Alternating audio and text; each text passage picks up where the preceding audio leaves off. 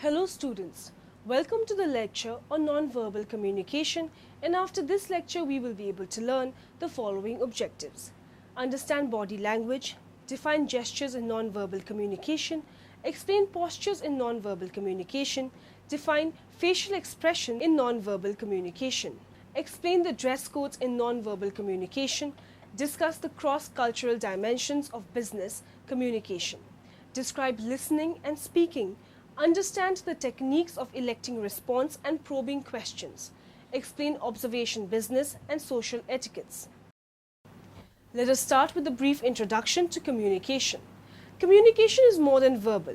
Good negotiators must first be good communicators.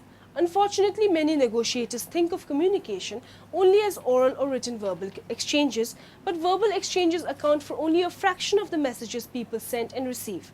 Research has shown that between 70 and 90% of the entire communication spectrum is nonverbal. Consequently, we should be aware of the different forms of nonverbal communication that are likely to encounter during negotiation conferences. Although we continually send and receive nonverbal messages, most of us are not fully aware of the ways that we communicate nonverbally. Still, if we watch carefully, we will see the most leading professionals, example doctors, lawyers, politicians, corporate chief executive officers, and contract negotiators are excellent nonverbal communicators. Some people call it charisma. Others call it style. Whatever it is, they have it. Good communication is the foundation of successful relationships, both personal and professional. But we communicate with much more than words. Most of the messages we send other people are nonverbal. Nonverbal communication includes our facial expressions, gestures, eye contact, posture, and tone of voice. The ability to understand and use nonverbal communication or body language is a powerful tool that can help us connect with others, express what we really mean, navigate challenging situations, and build better relationships. Students, what do you understand by the term body language? Body language is the way that we hold and move our bodies when we are giving or receiving information. There are two broad types of body language: open body language and closed body language. Some body language theories say that these are very old behaviors which date back to our early ancestors. By maintaining open body language, our ancestors showed that they had no concealed weapons hidden behind their back, their armpits, or in their hands. By opening our hands, unfolding our arms and bodies, we still show that we mean the other person no harm. Now, the type of the body language. Handshakes. Another vital component we need to bring to any interpersonal encounter is a firm handshake. Again, those few seconds we shake can empower or weaken our relationship. Men's handshakes are typically strong and firm because they have naturally a stronger grip. Women get a grip and be noticed. Controller. A person extends his hand to us, web to web, and as soon as the hands are linked, he purposely maneuvers his hand onto the top. He is telling us he wants to be in charge. Keep that in mind as the interaction continues. Sandwich. Use this only with people we know. When we envelop another person's hand, we are invading their private space where we are to be only when invited. Society promotes the standard handshake but is not as tolerant as of using both hands. By the way, this handshake is also known as the politician's handshake, which may cause enough for most people to avoid it. Dead fish. Imagine rubbing a scaly, dead fish in our hands and we got the picture. Our hands typically are wet for two reasons. We are nervous or we have been holding a cold beverage in our right hand and move it to our left just before we shake hands. In either case, it is extremely unpleasant for the receiver. Limp fingers. Women, far more than men, extend their fingers rather than their entire hand. It can be painful for the extender when she is greeted by a man who shakes with his forceful grip. Men tell me this frequently leads to their giving women a lighter handshake. Professional women respond that they want to be treated equally. Now, ingredients of a good handshake. Hold the person's hand firmly. Shake web to web 3 times maximum. Maintain constant eye contact. Radiate positive aura. Eye contact. Make it and keep it. Not only does focused eye contact display confidence on who we are, it also helps us understand what the other person is really saying verbally. When the eyes say one thing and the tongue another, a practiced man relies on the language of the first. Listening is the most important human relation skill, and good eye contact plays a large part in conveying our interest in others. When to look. Begin as soon as we engage someone in a conversation. However, we may wish to start even earlier if we are trying to get someone's attention. Continue it throughout conversation. Be sure to maintain direct eye contact as we are saying goodbye. It will help leave a positive, powerful, lasting impression. Facial expression. Facial expressions are responsible for a huge proportion of nonverbal communication. Consider how much information can be conveyed with a smile or a frown. While nonverbal communication and behavior can vary dramatically between cultures, the facial expressions for happiness, sadness, anger, and fear are similar throughout the world. Paralinguistic. Paralinguistic refers to vocal communication that is separate from actual language. This includes factors such as the tone of voice, the loudness, the inflection, and the pitch. Consider the powerful effect that tone of voice can have on the meaning of a sentence. When said in a strong tone of voice, listeners might interpret approval and enthusiasm. The same word said in a hesitant tone of voice might convey disapproval and a lack of interest. Proxemics. People often refer to their need for personal space, which is also an important type of nonverbal communication. The amount of distance we need and the amount of space we perceive as belonging to us is influenced by a number of factors, including the social norms, the situational factors, personality characteristics, and level of familiarity. For example, the amount of personal space needed when having a casual conversation with another person usually varies between 18 inches to 4 feet. Appearance. Our choice of color, clothing, hairstyles, and other factors affecting appearance are also considered a means of nonverbal communication. Research on color psychology has demonstrated that different colors can evoke different moods. Appearance can also alter psychological reactions, judgments, and interpretations. Just think of all the subtle judgments we quickly make about someone based on his or her appearance. Now let's discuss the gestures in nonverbal communication. Basically, it is one of the key aspects of communication. It has multiple functions, used to repeat the same verbal message. Example, point in a direction while stating directions. Often used to accent a verbal message. Example, verbal tone indicates the actual meaning of the specific words. Often complement the verbal message but also may contradict. Example, a nod reinforces the positive message among Americans. A wink may contradict a stated positive message. Regulate interactions. Nonverbal cues covert when the other person should speak or not. Now the differences in nonverbal communication. General appearance and dress. All cultures are concerned for how they look and make judgments based on looks and dress. Americans, for instance, appear almost obsessed with dress and personal attractiveness. Body movement. We send information on attitude towards person, facing or leaning towards each other, emotional attitude, tapping fingers, jiggling coins, and desire to control the environment, moving towards or away from a person. Smiles. Smiles are an important facial expression. They show interest, excitement, empathy, concern. They create an upbeat, positive environment. Eye contact. Keep eye contact. Avoid constantly looking around the room while we are talking because that can convey nervousness or a lack of confidence with what is being discussed. Handshake. While shaking hands, especially in a professional environment, the handshake should be firm and not loose. An iron handshake can indicate that the person is trying to dominate. Gestures are woven inextricably into our social lives, but also that the vocabulary of gestures can be at once informative and entertaining, but also dangerous. Gestures can be menacing, two drivers on a freeway, warm and open-armed welcome, instructive, a policeman giving road instructions, or even sensuous, the liquid movement of a Hawaiian hula dancer. Bear in mind that the following gestures are in general use, but there may always be exceptions. In recent years, Western and contemporary values and ideas have become more popular and have either influenced, altered, and even replaced some of the more traditional gestures. Understanding human behavior is a tricky stuff. No two people behave in precisely the same way. Nor do people from the same culture all perform exactly the same gestures and body language uniformly. Postures in nonverbal communication. Knowing the meanings of our body postures and movements can enhance our communication successfully with other individuals. By reading a person's body language, we understand of his or her true thoughts and feelings. This happens because the subconscious mind usually shows the true thoughts of a person by particular movements that person makes or by his or her body posture. People are usually drawn towards a good personality. The public speaking course in Mumbai also involves the concept of personality development and initiates us to begin a new way of improving via confidence. Body language requires practicing a pose that also gives a message of speaking with conviction. Often eye contact is a means to register interest and sincerity which has to be maintained with all the participants. The biggest challenge during public speaking is to maintain the poise, which is the effect of a good emotional intelligence. Any kind of distraction, counter-opinion or objection has to be dealt with a lot of self-control. Facial expressions in nonverbal communication. In the business world, much emphasis is placed on saying the right things at the right time. Whether in a board meeting, on a sales call, or in the boss's office asking for a promotion, most of us know that every word counts. But what about all the communication happening that does not involve words at all? Nonverbal communication often speaks just as loudly as words, although its comprehension and improvement is given much less attention. By becoming more conscious about one's nonverbal habits, one can ensure that the messages they are sending are clear and effective. The most important things to consider when thinking about nonverbal communication, especially as it relates to doing business. First in the series is perhaps the most important and time-consuming area to improve: facial expressions. Nonverbal communication. Vocal cues and facial expressions. Communications, as we all know, takes place on two levels, both the verbal as well as nonverbal.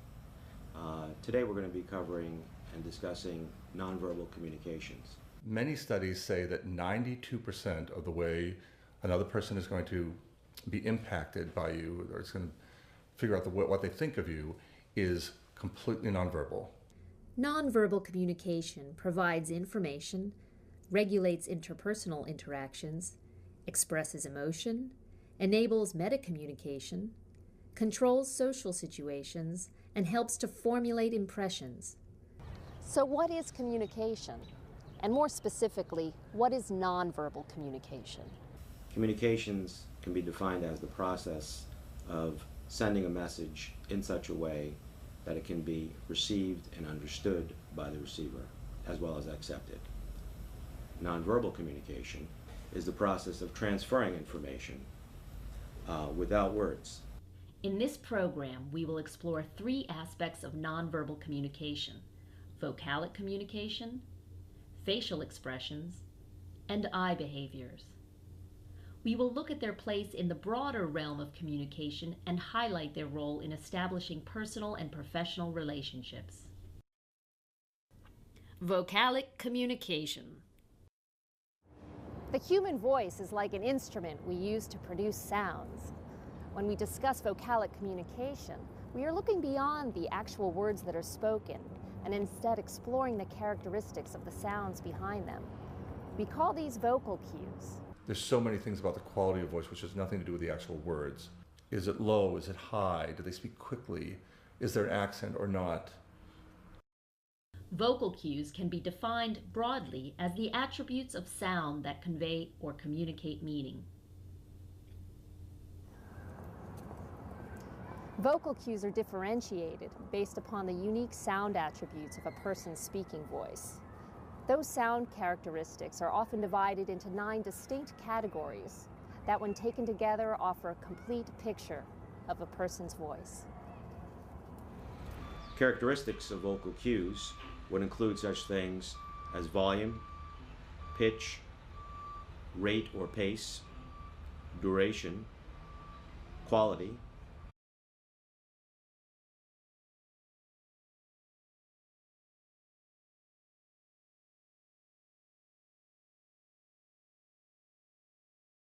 Facial expressions are definitely the most talked about topic when it comes to nonverbal communication, and rightfully so. From eyes to eyebrows to mouth to forehead and more, there are a number of factors to consider when looking at facial expressions. Body language, and in particular face language, communicates more powerfully than words. Messages pass between us silently, and for the most part, we do not even know they are there. Have we ever caught ourselves smiling, frowning, or even making gestures with our hands while we are talking on the phone? Unless we are on a video call, the person we are talking to cannot see us, but we do it anyway. In fact, it is quite hard to talk with a completely expressionless face. Hence the rise of emoticons for email and texting. Like them or not, emoticons and smileys help to get a feeling across when words might be misunderstood. Emotions expressed through facial expressions. Few examples of emotions that can be expressed via facial expressions include happiness, sadness, anger, surprise, disgust, fear, confusion, excitement, desire, and contempt. Dress codes in nonverbal communication. Every organization has a set dress code to be followed by all employees irrespective of the position in the hierarchy. While most companies follow a formal code, except on weekends there are some who have a relaxed dress code. Whatever be the case, employees should adhere to the defined dress code. Not conforming to company norms is considered unethical. It also indicates a sense of flippancy and a casual attitude, says the HR professional. Most of the times it is important to be rightly and neatly dressed, but not always be well dressed. Wearing clean footwear is also a part of satirical discipline. The small business tips today discuss non-verbal communication with the dress code are: have everyone dress similarly to show unity and professionalism. Wear "We Are Business" representation proudly. Simple is key. Try incorporating "We Are" logo into attire, pin, name tag, shirt to distinguish employees from customers. A simple dress code could be to have all employees wear black or blue as symbols of power and sophistication. All employees dressing the same can help to establish that we are serious about what we are doing and our business. The cross-cultural dimensions of business communication. Business is not conducted in an identical fashion from culture to culture. Consequently, business relations are enhanced when managerial, sales and technical personnel are trained to be aware of areas likely to create communication difficulties and conflict across cultures. Similarly, international communication is strengthened when business people can anticipate areas of commonality. Finally, business in general is enhanced when people from different cultures find new approaches to old problems, creating solutions by combining cultural perspectives and learning to see issues from the viewpoint of others. In business, communication conducted across cultures often arise when participants from one culture are unable to understand culturally determined differences in communication practices, traditions, and thought processing. At the most fundamental level, problems may occur when one or more of the people involved cling to an ethnocentric view of how to conduct business. Ethnocentrism is the belief that one's own cultural group is somehow innately superior to others. Listening and speaking. Communication within the workplace comes in many forms. The most obvious are oral and written, but many other aspects of our behavior communicate an impression to others. Our body language, our tone of voice, facial expressions, gestures, eye contact all send out signals whether we want them to or not. For example, a smile might soothe a situation while a chuckle could be misconstrued as making fun of someone. Talking does not unequivocally mean that we are communicating. In the midst of conversation, the actual art of communication can sometimes get lost. As listeners, we are eager to show that we understand something before we really do. We might nod our heads and the speaker assumes we get it and moves on. As talkers, we often assume that someone knows what we are talking about before we clarify. This process can turn into a vicious cycle of misunderstandings. If we are a listener, do not understand a certain word or instructions for a task, stop and ask for clarification. Many of us worry about being a bother, but it is much better to take time at the beginning to ensure effective work is getting done in the end.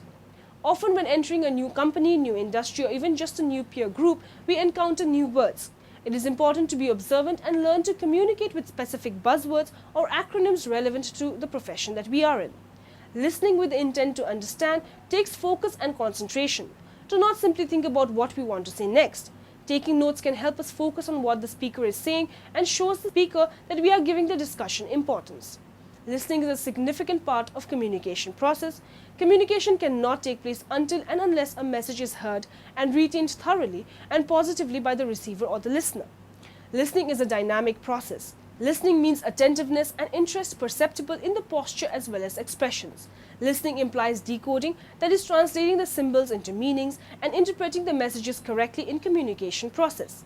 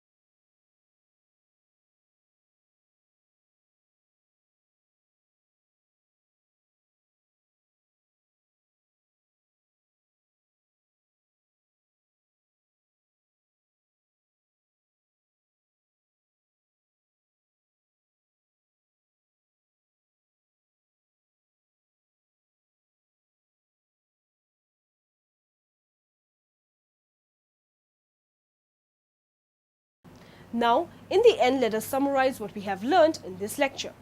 Good communication is the foundation of successful relationships, both personal and professional, but we communicate with much more than words.